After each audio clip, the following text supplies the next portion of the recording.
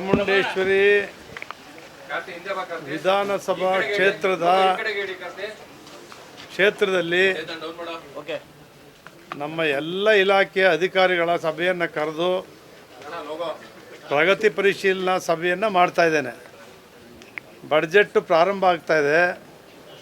ನಮ್ಮಲ್ಲಿರ್ತಕ್ಕಂಥ ಸಮಸ್ಯೆಗಳು, ಆಗಬೇಕಾಗಿರ್ತಕ್ಕಂಥ ಅಭಿವೃದ್ಧಿ ಕೆಲಸಗಳು, ಇವು ಕುಡಿಯೋ ನೀರು, ಪ್ರತಿಯೊಂದು ಇವತ್ತೇನು ನಮ್ಮ ನಗರಾಭಿವೃದ್ಧಿ ಪ್ರಾಧಿಕಾರದಿಂದ ಎಲ್ಲ ಒಂದೇ ಬಾರಿಗೆ ಏಕಕಾಲಕ್ಕೆ 900 ಪ್ರೈವೇಟು ಮತ್ತು ಮೂಡ ಬಡಾವಣೆಗಳನ್ನು ಸ್ಥಳೀಯ ಪ್ರಾಧಿಕಾರಗಳಿಗೆ ವರ್ಗಾವಣೆ ಮಾಡಿಬಿಟ್ಟಿದ್ದಾರೆ.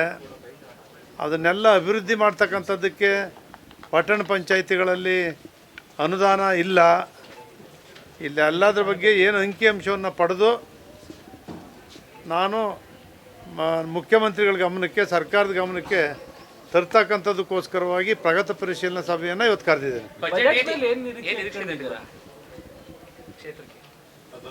ಬಡ್ಜೆಟಲ್ಲಿ ಈಗಾಗಲೇ ಉಸ್ತುವಾರಿ ಸಚಿವರು, ನಾನು, ಜಿಲ್ಲಾಧಿಕಾರಿಗಳು, ವಾಟರ್ ಬೋರ್ಡ್ ಅವರೆಲ್ಲ ಉಂಡವಾಡಿ ಕುಡಿಯೋ ನೀರಿನ ಒಂದು ಯೋಜನೆನ ಪೂರ್ಣ ಮಾಡಬೇಕು, ಅತಿ ಶೀಘ್ರವಾಗಿ ಅದಕ್ಕೆ ಹಣ ಬಿಡುಗಡೆ ಮಾಡಬೇಕು ಅಂತಕ್ಕಂಥದ್ದು ಒಂದಿದೆ.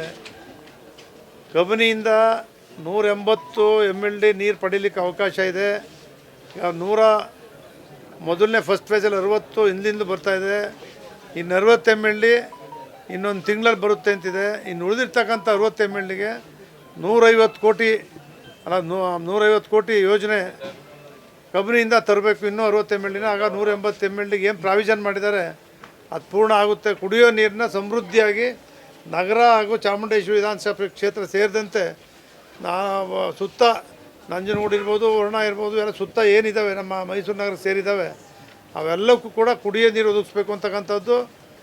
UGD ಭಾಳಷ್ಟು ಸಮಸ್ಯೆಗಳಿರ್ತಕ್ಕಂಥದ್ದು ಪರಿಹಾರ ಆಗಿಲ್ಲ. ಅದು ಸುಮಾರು 1,000 ಕೋಟಿಯಷ್ಟು ರೂಪಾಯಿ ಬೇಕಾಗ್ತದೆ UGDನ ಅದು ಸರಿಪಡಿಸ್ಬೇಕು ಅಂತಕ್ಕಂಥದ್ದಕ್ಕೆ. ಈ ರೀತಿ ಭಾಳಷ್ಟು ಸಮಸ್ಯೆಗಳನ್ನು, ಜೊತೆಗೆ ಅತಿ ಮುಖ್ಯವಾಗಿ ಗ್ರೇಟರ್ ಮೈಸೂರು ಮಾಡಿ ಏನು ಈಗ ಇರ್ತಕ್ಕಂಥ ಎಲ್ಲ ಬಡಾವಣೆಗಳು ಪಟ್ಟಣ ಪಂಚಾಯಿತಿಗಳು ಸೇರಿದ್ದಾವೆ, ಇವೆಲ್ಲವನ್ನು ಕೂಡ ಸೇರಿಸಿ ಗ್ರೇಟರ್ ಮೈಸೂರನ್ನ ನೀವು ಅತಿ ಶೀಘ್ರ ಮಾಡಬೇಕು ಅಂತಕ್ಕಂಥದ್ದೇ ಮೊದಲನೇ ನಮ್ಮ ಒಂದು ಒತ್ತಾಯ ಇದೆ, ಮನವಿ ಇದೆ. ಗ್ರೇಟರ್ ಮೈಸೂರು ಆಗುತ್ತೆ.